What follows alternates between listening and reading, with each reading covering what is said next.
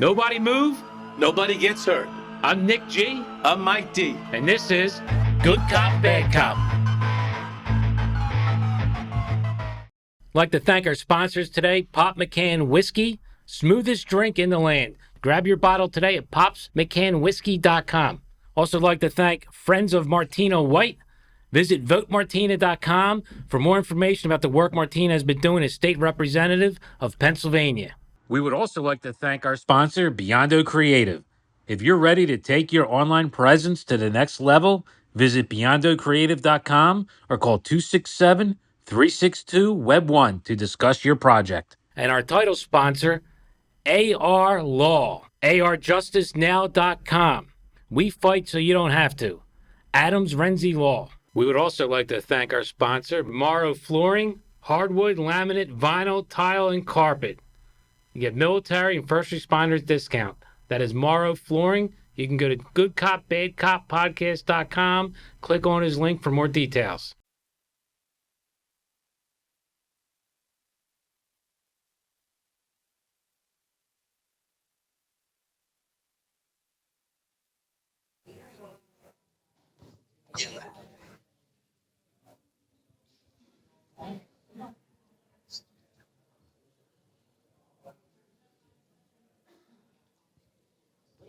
Once we get to a point where we're so safe that we do not enter buildings, things on your hands. The things you say publicly about your service is now open for public discussion. I just want to let you know. Put it in the safety bubble. All you got is money. It's like trying to save themselves money. All of them are saying,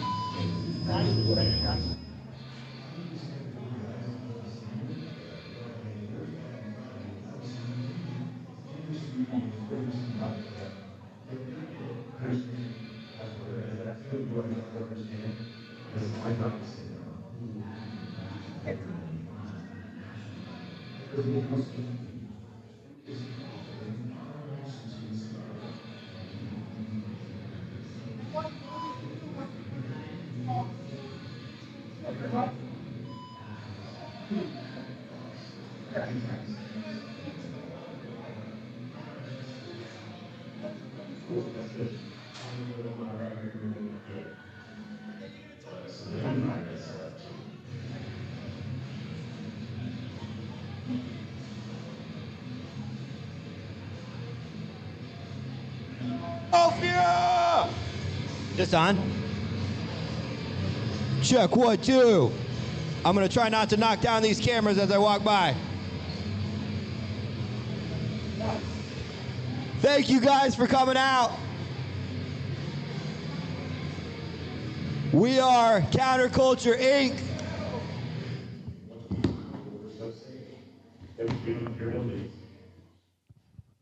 How's everybody doing tonight? Wild, huh? Wild.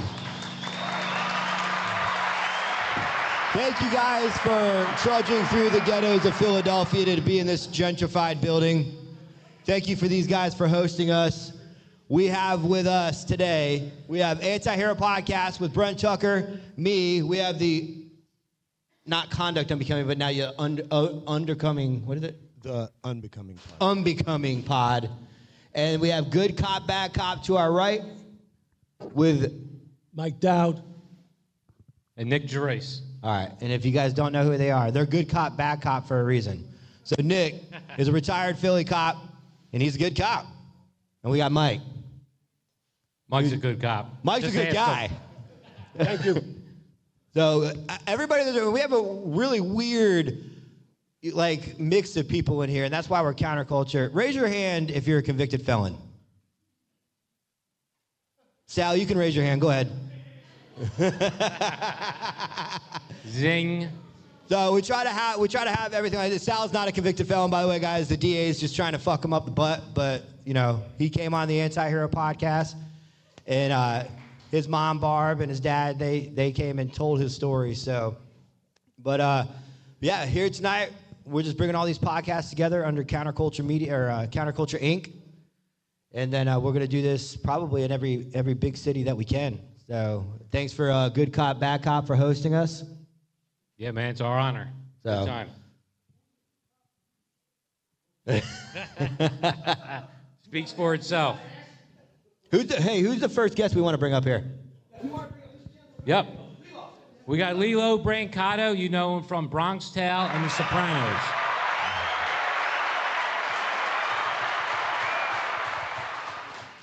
Yeah, just So let me just introduce Lilo quickly. Lilo is the gentleman from Bronx Tale. He was a young kid in Bronx Tale. Lilo and I formed a friendship throughout the years. Lilo saw the documentary called The 7-5, representing here, and he contacted me. He said he loved the show, and then a few years later, he contacted me. They did a documentary about your life, wasted talent, or something like that, right? And so I went out and I supported him. We got a little splash in one of the newspapers.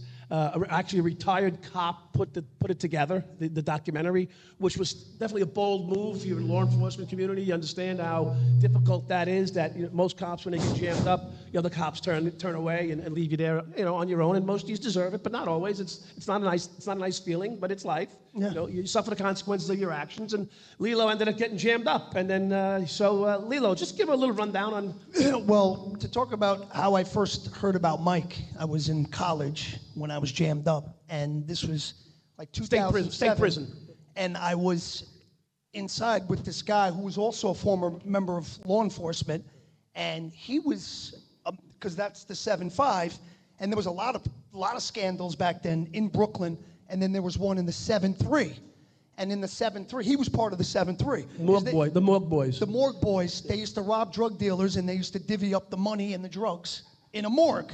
And and I remember him saying, he goes, we were crazy. He said, but there was this fucking one guy in the 7-5, his name was Mike Dowd. And then when I was home, I was watching Showtime, and I remember I saw the documentary, and I remember, like, when I first started, it was just, like, so engaging, and then You know the fucking words better than me. You know it better than me. You're a scriptwriter, for Christ's sake. Yeah. But, no, it was probably the best I've ever seen, that documentary. Yeah. I'm not just saying that. Sorry, I had a lot of coffee. Has anybody ever who's seen the documentary 7-5? Go watch that shit. I watched it like 3 years ago, and then I found out. Okay, so quick story. I knew about Good Cop, Bad Cop because I've been talking to Nick this entire time. And then he just sends me, I think it was last night, he sent me like my co-host, and he was explaining stuff to me, and I wasn't getting it. Like, and he sent me that, and he's like, this is my co-host. I'm like, get the fuck out. Like, and I remember watching the documentary, and like, I mean, you did your time. Yeah, I did my time. Yeah. I did 12 and a half years, yeah. But I remember watching, like, I don't know what it was, like the deposition of evidence or something where you testified about everything that everybody did. No, so it was called the Mullen Commission, and I agreed after much, not happy to cooperate with them, but the bottom line was I needed a friend in the courtroom, so I ended up telling them how to catch me. That's the bottom line. And they ended up, they arrested the whole 30th precinct after that. So, yeah. It wasn't that hard. After I wrote the game plan up, how to catch me, they went and caught the whole precinct. But throwing that back out there, Lilo had an incident. Lilo, share briefly what happened to you so we could make full closure. What happened with me? Yeah. You got jammed up, but the cop got killed and everything. Yeah, we should. Yeah. Let's speak. We're on counterculture. Let's go. I was heavily addicted to drugs and alcohol. At one time in my life, that I wasn't and still not very proud of at all. And I had a girlfriend back then. My drug addiction had gotten so bad she didn't want to be with me anymore. So I started hanging out with her dad, who was a pretty bad guy. And we went out one night, and we were both heroin addicts, crack addicts, and went to a friend's house, broke his window and the whole thing, and the next door neighbor happened to be an off-duty New York City police officer. He heard the noise, came outside. He said, "Don't move," and I turned around, and when I turned around, then but then it was a very bad situation. A situation that I think about every single day and how I wish I could go back and change. But that's what it was. Yeah, so something that good cop, bad cop we strive for. I really believe in the system. If you're a police officer, from the time someone's arrested, they go through the system, they're rehabilitated. I believe we owe it to society, and not to be a hypocrite, you have to believe in the system for it to work. So if someone comes back out from prison and they're a good person, they're productive in society, I think you need to give them a chance. Not only for them, but for society as a whole. And if you don't, the whole system breaks down. So I can vouch. When I first heard Lilo coming up here, I was a fan of him for Bronx Tale. I'm like, I don't know if I want to interview him because of what happened. You can check him out. We interview him on our podcast. And when you listen to the real story, it's a lot different than what was out there. And the same thing with Mike Dowd. I wouldn't be working with Mike Dowd if he was the same scumbag he was in the 90s. He was a bad guy. You're not a bad guy now. But, you got to believe in the system. Mike's a good guy. He's helping police officers, first responders, military vets right now that are having a hard time coping with civilian life or their PTSD. I know for a fact Mike has helped several people talk them off the ledge, literally. So you have to give these people a chance, and it's one of the reasons why we're here. And it speaks to counterculture. We're doing our thing up here. I want to thank Anti-Hero Podcast for that too. Yeah. So counterculture was created as a joke to be the counter to like the Black Rifle Coffee Company, because whatever they say, that umbrella, whatever they say in the military first responder realm is scripture. That's it. There's nothing to counter it. There's no one to go, that story didn't happen. So all of their icons, like we ended up just by chance asking some questions about some of their big faces. And not everybody in that culture is bad. There's tons of dudes that we talk to that are like, they just kind of stay out of it. But, it is a business. It is an industry. And I don't know how many like wrestling fans are out there, but when we were kids, when WWF bought WCW, that's when wrestling went to shit because there was no competition anymore. So I don't know, any Tim Kennedy fans in here? No? All right, I'll make that a clip. So let me just jump in. Lilo, what are you doing now in your life after you did your time? By the way, you weren't convicted of any murder. You had a gun or a charge or something. You went to trial. Yeah, I was ultimately convicted of an attempted burglary in the first degree with serious physical injury to a non-participant, sentenced to 10 years. I did 8 out of the 10. Right. And then, I came home and things were, pretty, very difficult. Not easy. But I stayed the course and, stayed sober. And I was posting a lot of inspirational stuff on Instagram. Someone took notice and said, hey, what you're doing is really great, spreading that positivity. And they had a treatment center. And they said, well, why don't you come and do that for us? And, I went to meetings and stuff like that. But after, my own opinion, because meetings may work for all, anyone out there. I'm not saying anything, but for me, after a while, the meetings they became very repetitive. And it was like the same thing. It was very culty. But then, there's the saying, we need to stay plugged in. But after a while, the meetings, I didn't want to stay plugged in at the meetings. But then I was offered this job at a treatment center, and I was doing like groups and stuff like that. I was running groups. And then I realized like what a special thing, an opportunity that I had, because you got these young kids in there struggling, with addiction, just like I was. And I remember my was like one of the toughest guys around. But when it came to me, this guy would like cry on the couch. And I remember that kind of stuff. And I said, shit, if I can other from crying on the couch, I'm going to do it. So I just fell in love with the whole process and just seeing these kids come in broken. And when you really care, they take notice of that. And I was able to help. You can't help everyone because, just like... You saved one, you made a miracle. That's right. Bottom line. But I really dedicated a large portion of my life to helping other addicts. I mean, that's because, like I said, I was there and, and I know what it takes, so... That's fantastic. Again, it's not about the act, it's about the react. As you can see, both these gentlemen are doing what they have to do. They're productive citizens right now. And I know Lilo's not done. You're going to see a lot of big things from him in the near future. He dresses a lot better than Mike. He definitely does. He's a lot better looking than Mike, too. Hey, wait. Can we get those shirts? Are those shirts for sale? Where at? Just Instagram, just hit me up. I'll send one to you. That sounds shady already, but all right. Give me your address. I don't know a dime. Believe me, I don't know a dime out, that's for sure. But Mike, have you ever heard of Tim Kennedy? I have heard of him, yes. But you just heard of him, you don't know Yeah, anything? I just heard of him recently. I'm a busy motherfucker. Sorry. I'm sorry. I have a hard time keeping track of my life, never mind following the other things, so it's really tough, Yeah, Nick's been breaking hearts left and right over here in Philly. Because It's the truth. Tim Kennedy's got a lot of really hardcore fans, and they don't want to hear any truth about it. And so we're not going to shed on it too long. We've probably done, what, like 5 episodes? It feels like talking about it in length.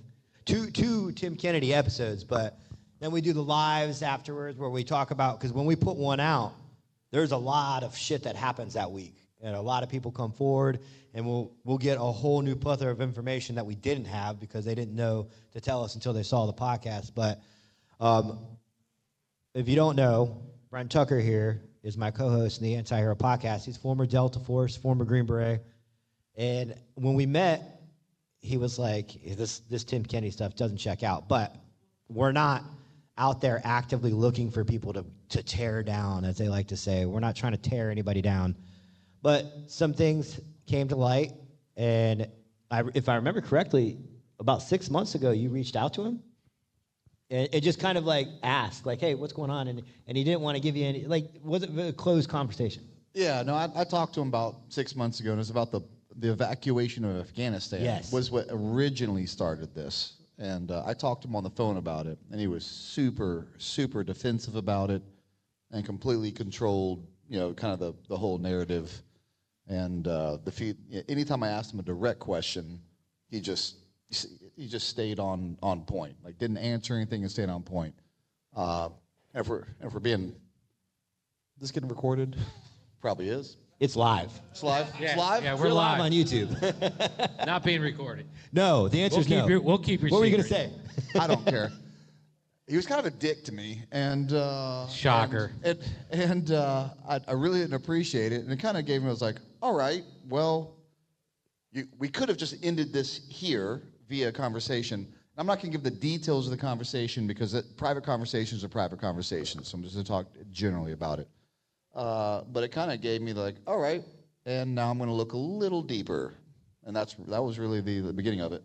And everybody's been asking me. It's been a very busy week. I've only seen Brent. You've been on the road for a couple days.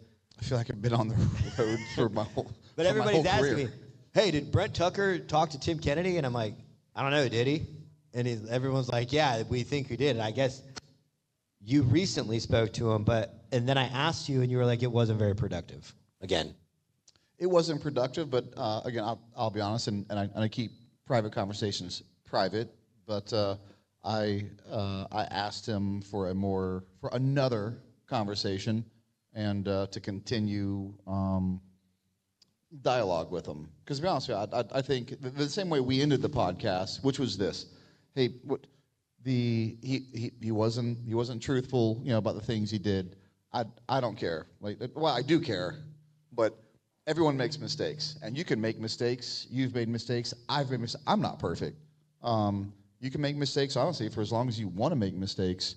But the real mark of a man is at some point owning up to your mistakes, and if he would do that, and this is why I continue to want to talk to him. To be honest with you, is if at some point we didn't get him to own up mistakes, and on our podcast, the very last thing we told him, which was the very last thing we did on our Rob O'Neill episode, was, hey, if you come clean and you're open and honest about this, we'll open you back as the community with open arms. I mean, not going to get preachy with you, but hell, the thief on the cross, Right. minutes before his death, turned it around, and guess what? That guy's in heaven right now. So So I want to chime in on Tim Kennedy real quick. Lilo, thank you, sir. I know you're a busy guy. Sent you a request, so Thank you, everybody. I appreciate you all coming out Yeah, tonight. thank you, man. a request. He wants a shirt. All right. Yeah, he wants a shirt. My home address, come drop it off. Thank you, Lilo. Give him a hand, please.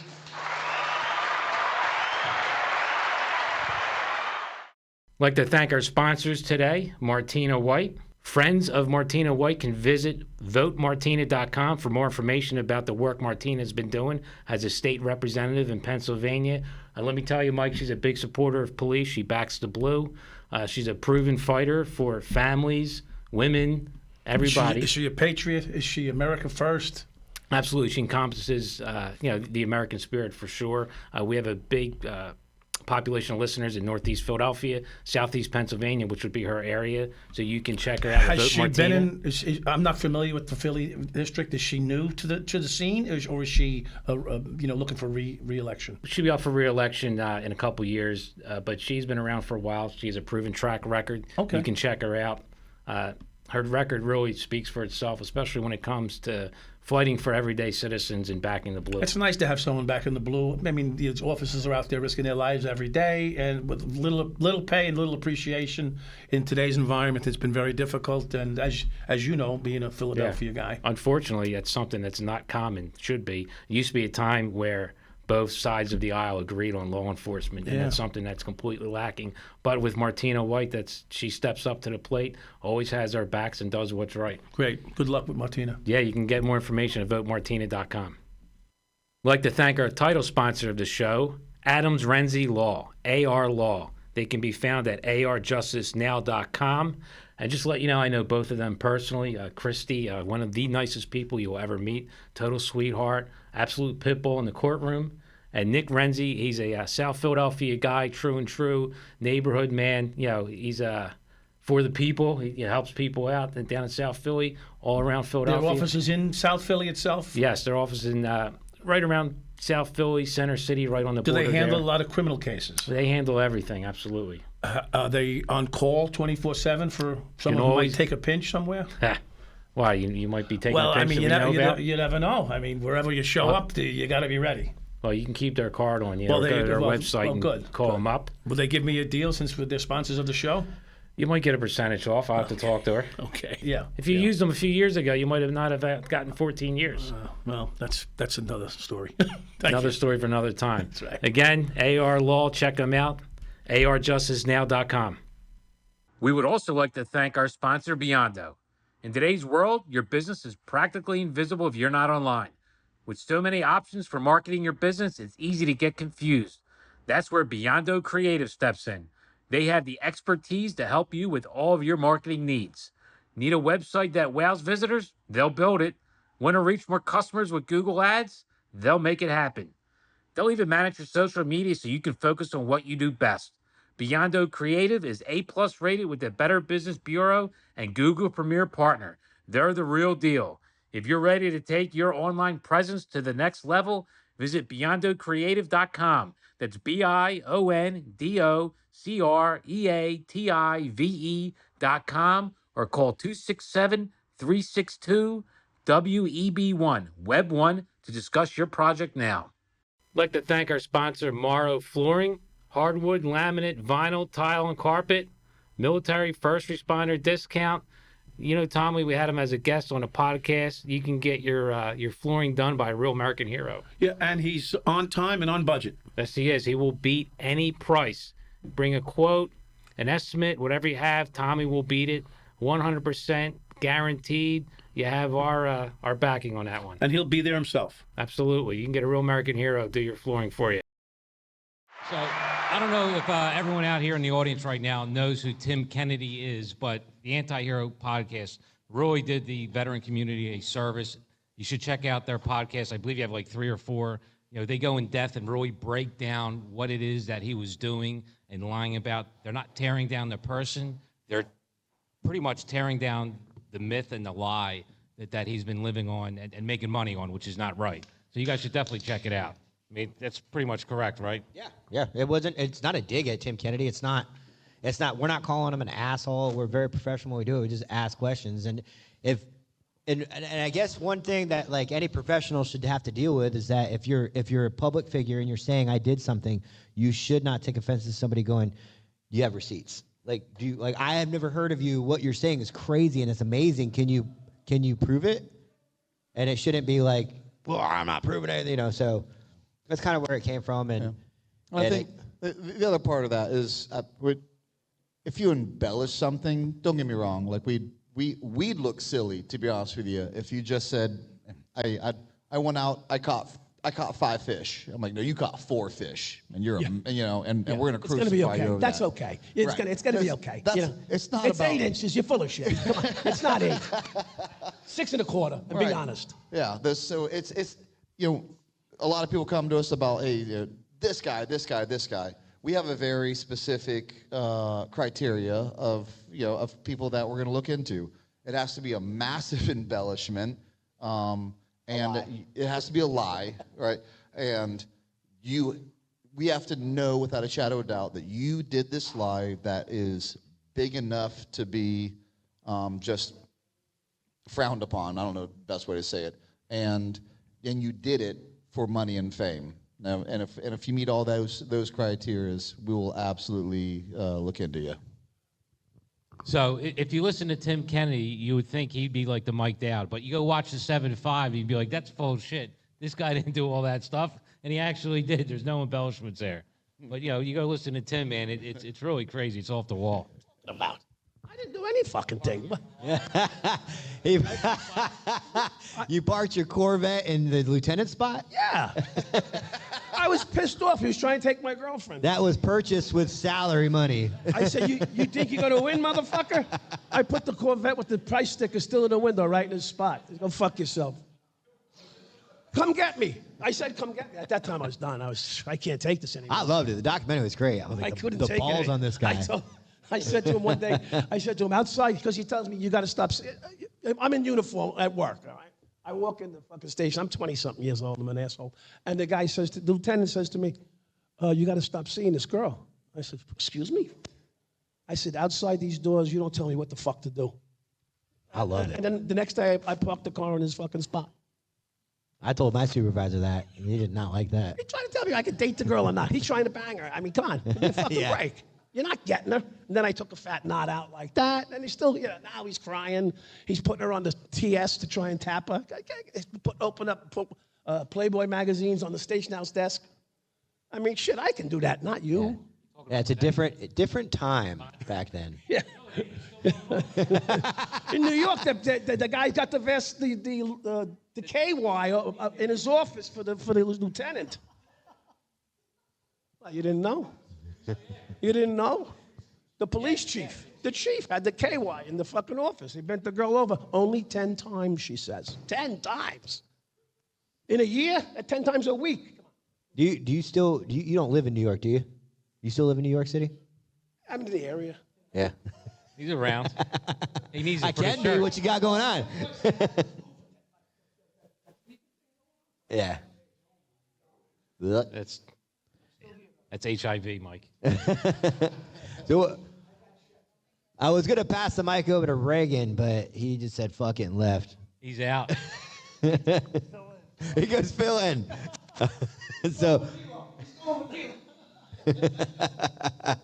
But yeah, back to what tonight is all about. We're gonna try and do this in every city and have these live shows because we can't ask you guys to come meet us in Orlando. Obviously, if you guys are going to Disney, you can trick the wife into like escaping for a day and coming to hang out.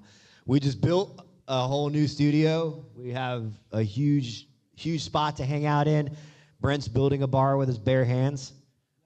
I built an IKEA desk. He looks like he can with build mine. a bar with his bare hands. Like he's going to whittle it out of wood or some shit like that. One log. Thanks to YouTube, I can do anything with YouTube. We had a contractor in there I'd never seen before, and then that was the guy that Brent hired, and then Brent left. So it was me and a contractor. So, oh, there he is. It's only your podcast. Welcome back. Fireman. Yeah, your handlebar mustache says differently. So, one of the big things that we were going to cover that Reagan is very passionate about is diversity in the fire industry. And how diversity would have stopped all these fires in LA. I think diversity in the fire department is just the different types of mustache. That's diversity. You have your handlebar. You mean spring water opposed to bottled water? We're going to stop the fucking fires? Right. So, you want to shed some light on it? No. You want him to shed light on it? I wanted Bo to talk a little bit because. Well, this is incredible because we're just kind of rolling on the go Yeah, here. I had no idea I was going to be speaking tonight, so I'm a little starstruck, but I appreciate it. So a little bit about me. My name is Bo Butler, 41 years old. I recently resigned as chief of the Londonderry Fire Department on October 7th of 2024. And that was No one knows where Londonderry is, okay? They're gonna now. They're gonna know.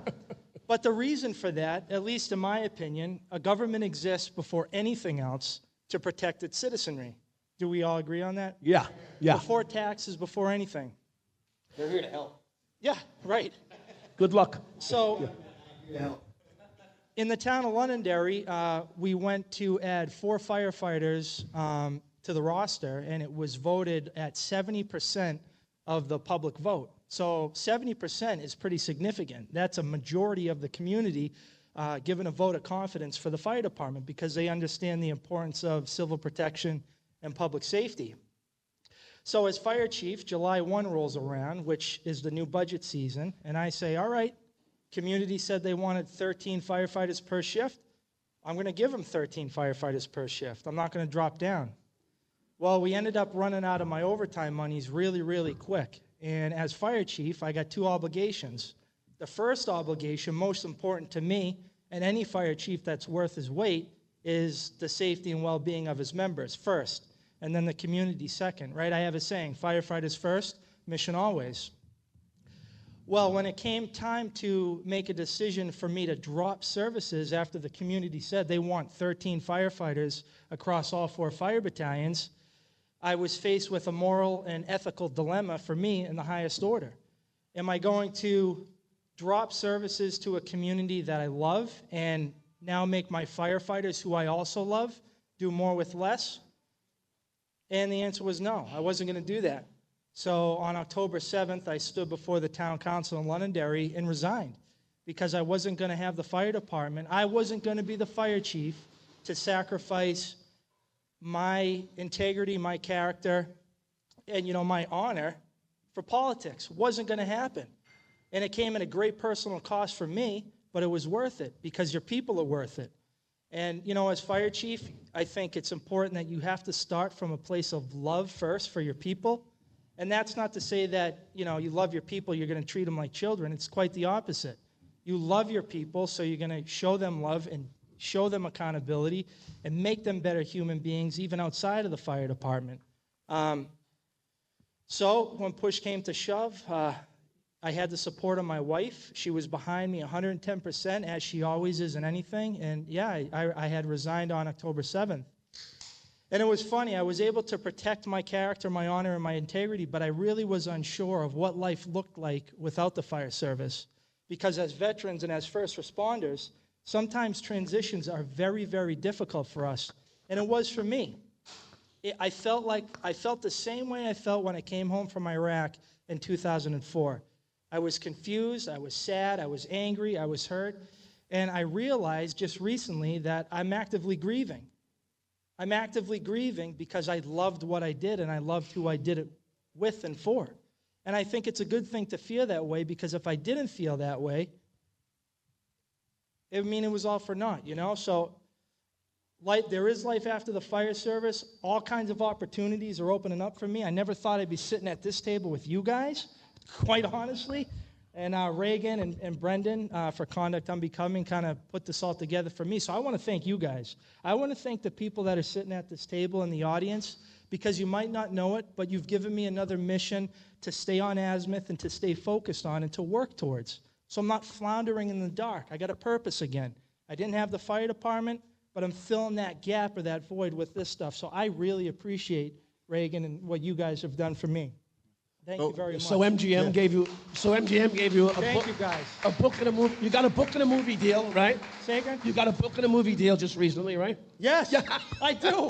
Yeah. We're working on a book deal. Oh, you got a book and a movie deal. So hey, fuck it. Yes, people want to hear me. The roof is on fire. The roof is on fire. But one of the things that I struggle with personally, and I'll say it, perhaps I failed. I failed as a fire chief, but you know what? I'd rather fail with honor than succeed with manipulation and deceit and lies on the backs of people that I love, the firefighters and the community. That's what's important to me. And so, at the day of my judgment, at least I can go and stand before my God and say I did what I thought was the right thing to do at a great personal cost of me. Absolutely. But I got a question for you. Thank you, guys. So can I interject 1 second? Because I'm gonna anyway. One of the most important things that he actually said was life after the job. Yeah. Everybody in here, I don't give a fuck if you fucked up or you didn't, but it's the life after the job that most guys and women can't handle because they don't know how to adjust. It doesn't mean you're crazy. It's just they don't know how to adjust or adapt or become somebody else. So you people have the only jobs in the world that the day you get the job is the day they're looking to take it from you. Remember that, how it felt. Every fucking day they were looking to take that job from you. After you swore already, like, yeah, I'm part of something great. Yeah. And the next day they said, hey, you did this wrong. Hey, be careful with that. You got you marked on, whatever they did to you, you know, star cards in the police academy, I got a few. You know, it just never ends. From the time you start the job till the time you get. So true. 1 in 5 cops retires, okay? Everybody else gets jammed up, fucked up, screwed up, arrested, and retires. So it's just the way it is in those types of jobs. We don't realize it, and we don't think we have a life after it. That's right. I get the calls, believe it or not, I get the calls from guys with the guns in their mouth or they just took it out and they don't know what to do before the next time they do it. And I'm actually honored to get them because it allows me, a man who screwed up his image and his family. I had a big family. My family's been in the fire department. My great-great-grandfather walked a beat in Brooklyn somewhere, I don't know where. So it's my whole life's family's legacy. And when you're on the front page of the fucking paper for 3 years, you know, and then when you come out, they put you on the front page after you do your time. It just never ended. So when you see the 7-5 documentary, if you ever do, I didn't choose that documentary. I was living a nice, quiet life. I was doing okay. No one offered me a job. No one offered me a stitch. I had to beg, borrow, and steal to get places. But I was okay with it. It was part of the price that I personally had to pay. Yep. But you lost that family. When you lose that family, when you go in disgrace, you lose that family. And even if you just go away, you're gone, you're done. You know, it's such a lot of guys, just when they retire, they die. It's true. Listen, alcohol, drug abuse, it's still suicide. Yep. Don't kid yourself, all right? So the bottom line is, if you know guys out there that are struggling after the job, just bring them in. You know, I was a cop. I pulled a guy over. He was driving a tow truck. He had just gotten arrested a week earlier. I didn't know who he was. He worked in the 7-7. Remember the 7-7 precinct scandal before the 7-5? 13 cops got arrested. It was all over the country. One of the guys he was driving a tow truck for a job, you know, a week later. And I happened to show up at the scene, and he was probably doing something we were supposed to give an LD6 to him, whatever it's called. He goes, I just got jammed up, you know. You know, but some guys go, you disgraced the badge. Fuck you, it's life. We all make mistakes. Get over it, you know. Of course it's not nice. We know what we did is wrong. We're human. So, like Nick said, we all make mistakes. Just do your time, whatever the penance is. But guys need that support still. Yeah. Where do we get it? I don't know, but you got to know that because guys are killing themselves. Last week we had a couple guys kill themselves. It's too many. So you're pretty damn young to be a fire chief. 41. Yeah, I was promoted actually on September 11th, 2023. So talk about a very impactful day to rise to the level of chief of department. You know, for first responders in the country, quite frankly, on how significant and special that day is. So how long were you doing firefighting? I was on the job in Londonderry for a total of 19 years, affiliated with the department for 22. Okay. All right. Yeah. And you were in the military before that? Before that, yep. Yeah, so all these guys up here, I don't know about Reagan, but these 3 guys are all military vets, correct? Reagan is thank you for your service. Yeah. Great. Reagan's a Marine. Marine? Okay, all 4 of them. Yep. You know, we weren't in the military. I mean, you know, my hat's off to these guys. I don't know what they went through over there. And then they come home and you know, they get into public service. And it just goes to show what kind of people they are. And especially you, man. You're pretty squared away and you're focused. And, oh, man, I'll tell you. You have a high moral compass, unlike this side of the table. Well, speaking of that moral compass, I got to go back to the question that I had for you. Yes, sir. And no, you're good. And it's this. But before I agree with what you did and your answer, but there's a lot of people here and listening that are hopefully going to be in leadership positions one day. They're going to have to face that type of question, and I believe, at least it looks like there's a possibility of this country finally kind of waking up and saying, hey, I don't know, maybe we can stand for something. Like, we have to stop this. The craziness has gone too far, which is what you did. And I think the firefighters in LA realize that right now as well. but you had the decision to either quit or, and I'm sure you dealt with this, and this is my question, I'm sure you also struggled that I could also stay, and if I stay, I can do more to protect these guys, because whoever comes behind me is probably going to be the yes man, and I'm not going to get anything done anyway. What was your thought process behind that? Did you think about that, and then how did you come to the decision that you did? That's a great question. That's an excellent question. It wasn't an emotional decision, because what I've learned, anytime you make a decision emotionally, it's always a disaster. So I had this thought, what I wanted to do, and I sat on it for quite some time.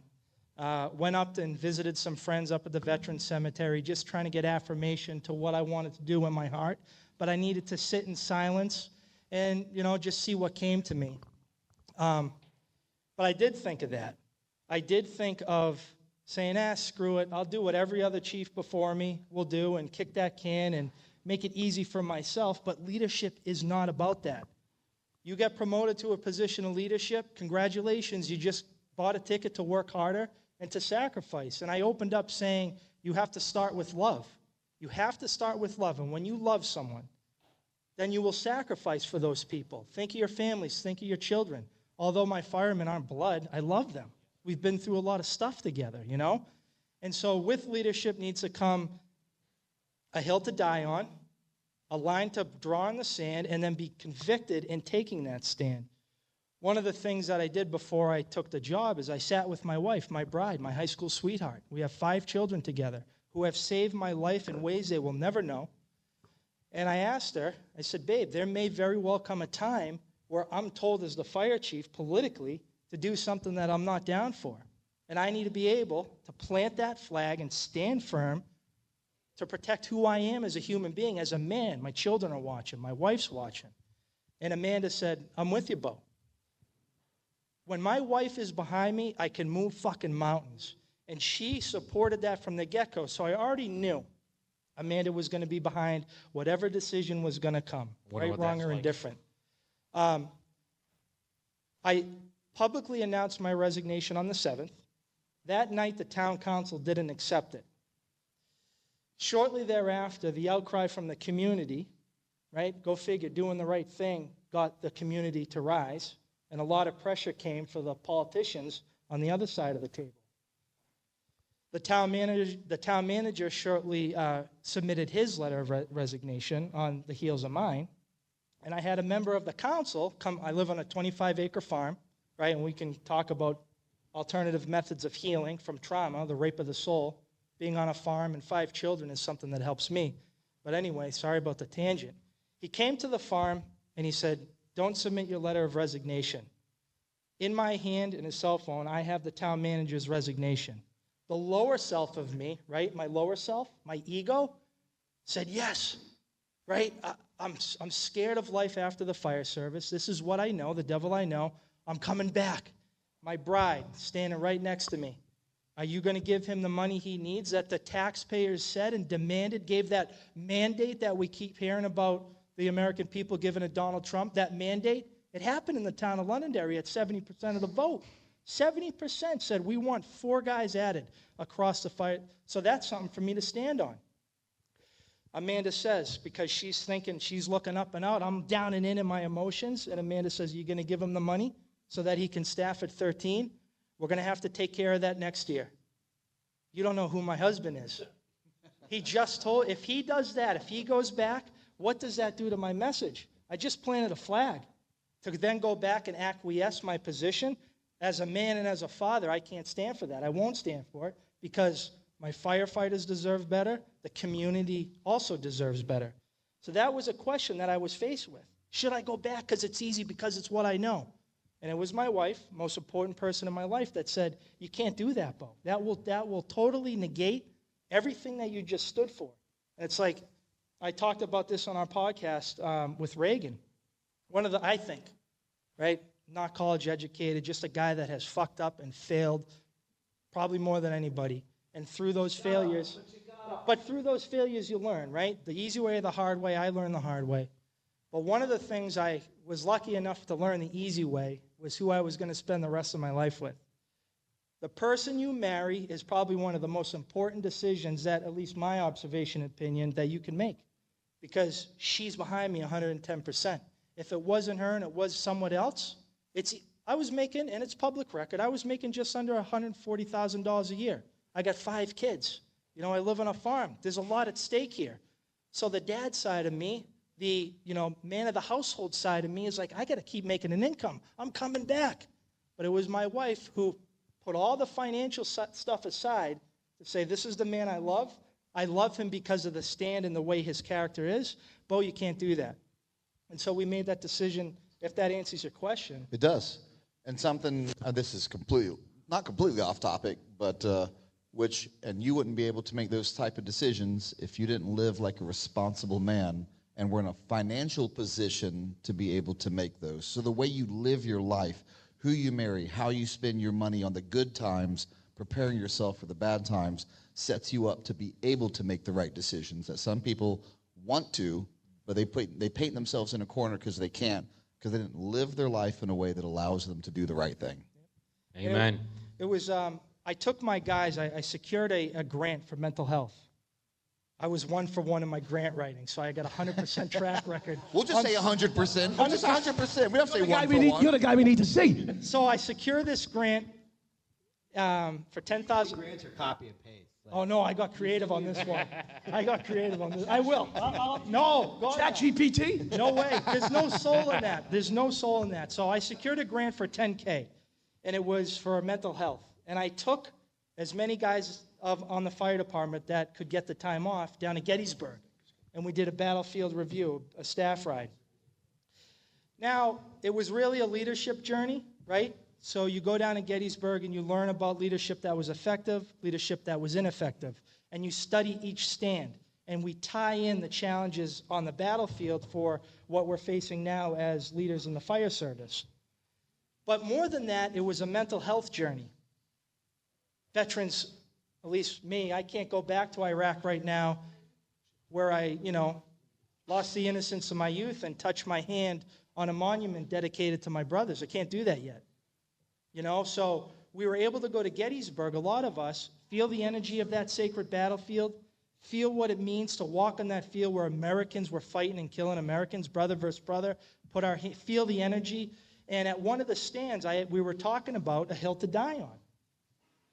And with my people there, I said exactly what I said here tonight, that there might come a time where I am not going to do something that's going to hurt you guys. I'm not going to do something that is going to put you in a position where you're doing more with less as firefighters. And let's face it, on the job, the easiest day is hard enough. The easiest day on the job is hard enough. And I told them there may come a time where I got to plant my flag. And it was a very special thing to be able to do that.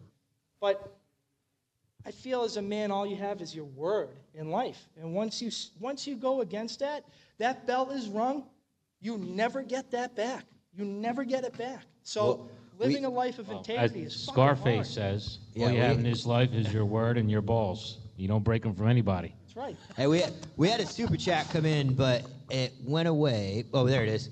Somebody just wanted to tell you, give that chief a round of applause. Man's man, a chief's, and a fireman's fireman. So. Oh yeah. Perfect. Oh yeah. I want to bring up Dr. Natanya. Why don't you come up here? She's a mental health specialist. I think you two will really connect. Well, right I have a quick I question. do want to say this, though, real quick. I don't want people to think that I was this perfect and failable fire chief. I'm not. I made a lot of mistakes. I fucked up along the way. And there's a part of me that feels like I abandoned my own people. That's something I now have to struggle with. It's hard for me to explain, but there's a part of me that says I quit and walked away from the people that I loved. And I can't put words to it. I'm sorry, I can't. Well, the easiest way to do it is explain to everybody the love between a fireman and another fireman. Now, you don't have to get graphic if you don't want to. Whoa. They do play with each other's about hoses. half firemen in this room because it was about. We'll show you. Firemen invented sex. Cops introduced it to women. Oh, zing. Yeah. That's where the K-Ride came in from. Nick, who do we have up here? Dr. Natanya Watchell, right? Hi, guys. Thank you for having me up here. Thank you all for what you do. I'm so glad that some of us just met today. Some of us have met before. I heard all about you earlier. I think there's so many layers. That's really, really awesome to hear. You know, obviously you're all in the business of physically protecting so many people, right? And then you have to protect it with the way you show up. So when you come, you can't be like, oh no, that looks terrible, right? So you have to have this armor on your physical person and your mental state, right? All the time for strangers who might not appreciate anything that you do for them. And I have a history of working with the military and PTSD, and I started noticing a lot of similarities in other service organizations with, you know, the challenge that you spoke about so beautifully. And I just want to just thank you for kind of weaving that into your story, because I think that's the thing that has been really interesting lately is it's okay to admit some vulnerability. It's okay to kind of be like, that wasn't okay. And the fact that you guys are calling out people who are doing those things where it used to be sort of two-dimensional how it was, right? And then the other thing is then you have to go do car line or something after a fire or, a deployment, and then just be like standing in a line for a Target while people are screaming. And There's nothing more infuriating than a child's car line at school. So I was there. I picked that one, and just My to wife say, knows a lot like, about that. I mean, many of us want to kind of.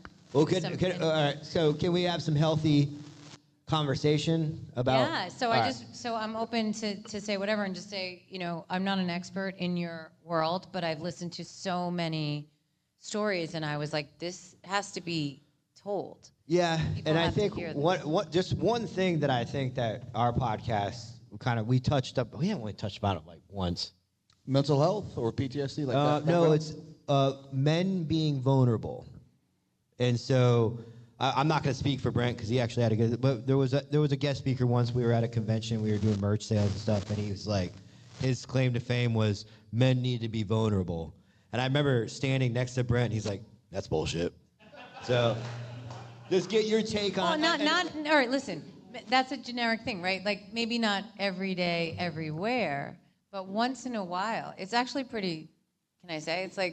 It's pretty sexy, right? It's actually for women. I think some girls, but I feel like some women would be like, at some times in a dire straits, a woman needs to be there.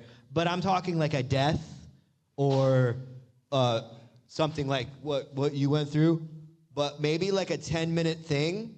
And then I really feel like if a woman has a guy just crying about life all the time and going, baby, I'm coming to you because I love you, it might be a turnoff for some women because it's like, damn, you're supposed to hold this fucking household together and you don't over here fucking crying about everything. Right. And we want this to be a conversation, so just, don't think by any means this is just, hey, this is our opinion. I'm not crying. Yeah. No, but I think it's important to also say, like, what do we mean about vulnerable? So when I say it, I don't mean necessarily crying all the time. I just mean just putting your hand up and being like, whoa, that was rough, or that was too much, or I don't want to do that again, or actually, like we said about when you see someone else in your, whether they're in your precinct or in your squad or whatever, we're talking about a lot of different groups here, but, in your crew,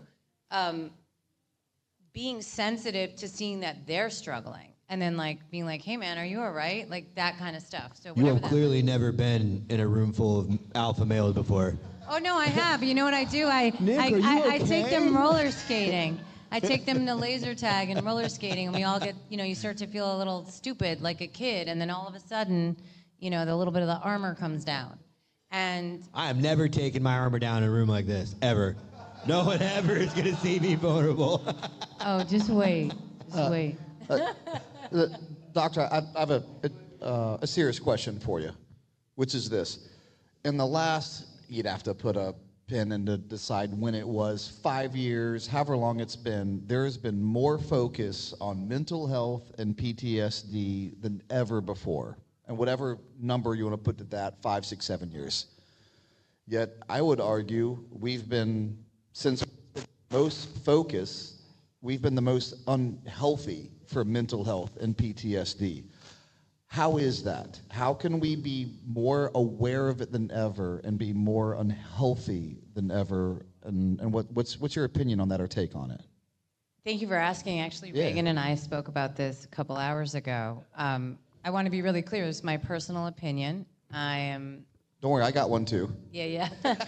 I think there's a couple layers to it. So to keep it short and sweet, I'll say there's some simple things that have changed fundamentally in our society in terms of how we interact with each other, right? Just on a daily basis. How technology has given us a false sense sometimes of connection, but we sometimes don't have that. So especially younger people, right? So they don't actually have conversations where they look someone in the face or have a response and like a rhythm with a relationship of another human being. The fact that you sort of said it really subtly, Bo, but about being on the farm with your 5 kids, and I heard you. And I pick it up. Yeah, I know. I look like a blonde cheerleader, but I'm actually studying everybody.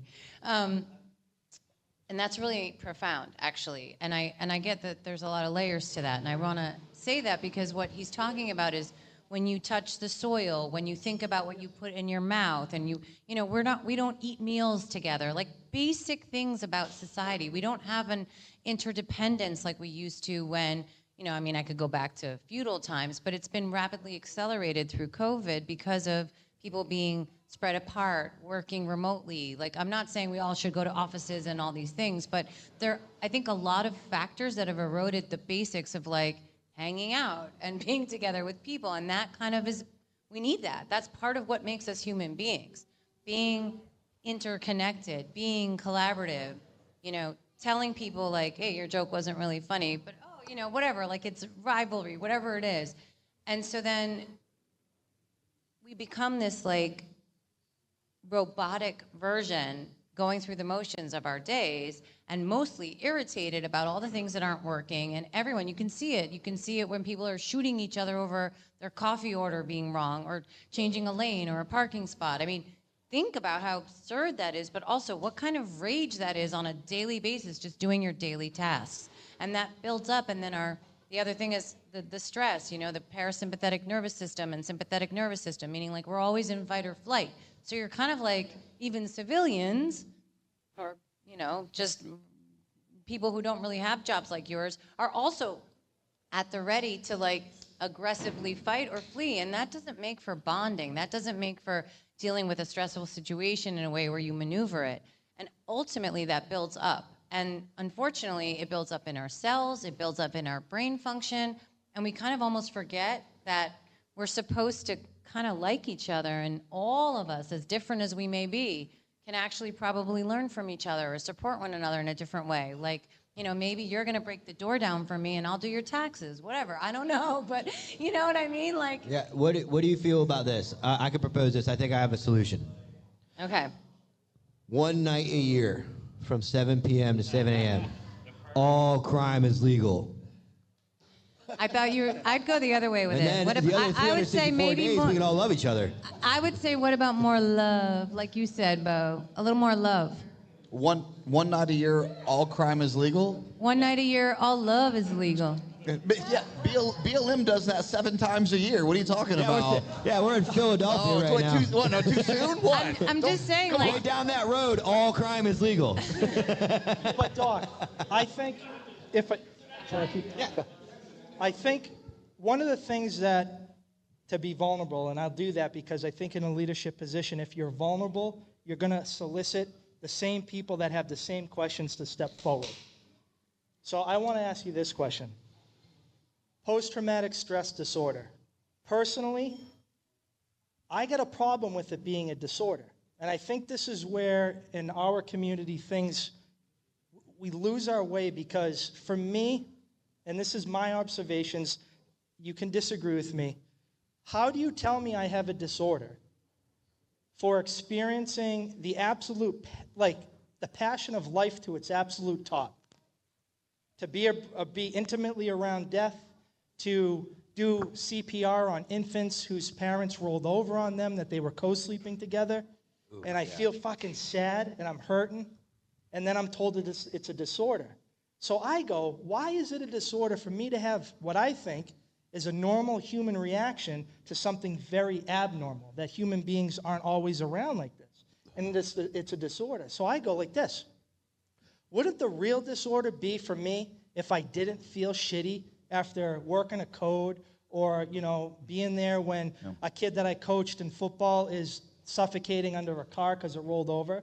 Wouldn't that truly be the disorder? Because then I think it would mean I didn't have a soul and a spirit. If you don't mind, can I take this one? I'm not a doctor, but I'm a subject matter expert on this via experience, and that's kind of a tongue-in-cheek, but I don't. It's funny you say that. We've had this conversation on the podcast before, and it seems like a insignificant, but words have meanings. I would like to call it PTSI, post-traumatic stress injury. Because once you call something a disorder, you have something for the rest of your life. Yeah, you can't and to me, to tell someone, hey, you went to war, you saw something bad, you're messed up for the rest of your life, you were a firefighter, saw something bad, you'll have to deal with this for the rest of your life. If you tell someone that, that's exactly what they'll do. Like, people are they can be manipulated. If you tell them this is what's going to happen, they believe that. I believe 100% it's more of an injury, a mental injury, and like any injury, the closest time frame to the injury is the worst.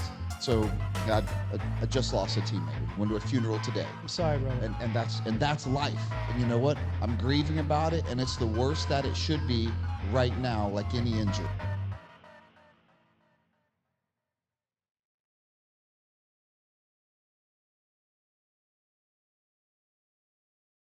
This episode is sponsored by AR Law, PA State Rep Martina White, Biondo Creative, Morrow Flooring, and Pops McCann Whiskey.